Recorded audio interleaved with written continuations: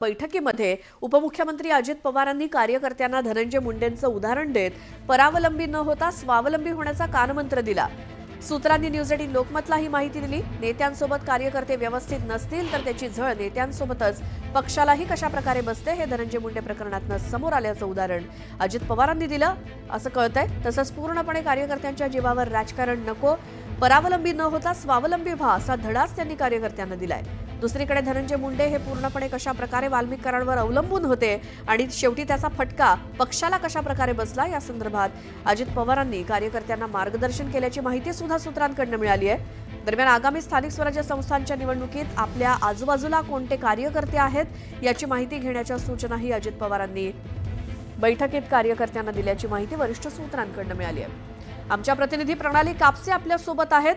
प्रणाली, या सगळ्या मुंडे वाल्मिक करार प्रकरणानंतर अजित पवारांनी त्यांच्या पक्षाच्या सर्व नेत्यांना, कार्यकर्त्यांना, पदाधिकाऱ्यांना काय कानमंत्र दिलाय?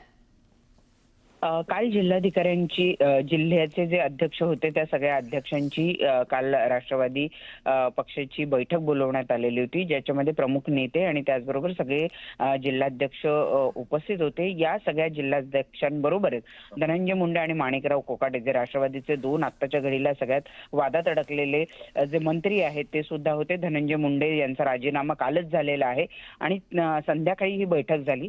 त्यावेळेला अजित पवारांनी धनंजय मुंडे यांचं उदाहरण देत कशा पद्धतीने धनंजय मुंडे हे वाल्मिक करारावर पूर्णपणे अवलंबून किंवा विसंबून राहिले आणि त्याचा फटका पुढे कसा झाला, वाल्मिक करार काय काय करत होता याची कुठलीच कल्पना जी आहे ती धनंजय मुंडेंना नव्हती आणि परिणामी त्याचा फटका धनंजय मुंडेंना आणि पर्यायाने पक्षाला कशा पद्धतीने बसला हे उदाहरणासहित अजित पवार यांनी धनंजय मुंडे यांच्या उपस्थितीतच सगळ्या जिल्हाध्यक्षांना सांगितलं आणि त्याचबरोबर सगळ्यांना कानमंत्र हा दिलेला आहे की सगळ्यांनी आता प्रत्यक्ष नागरिकांमध्ये जावं, कार्यकर्त्यांवर अवलंबून राहू नका की ते जनतेमध्ये जातील, ते लोकांमध्ये जातील आणि त्यांच्या जीवावर तुम्ही राजकारण करू नका।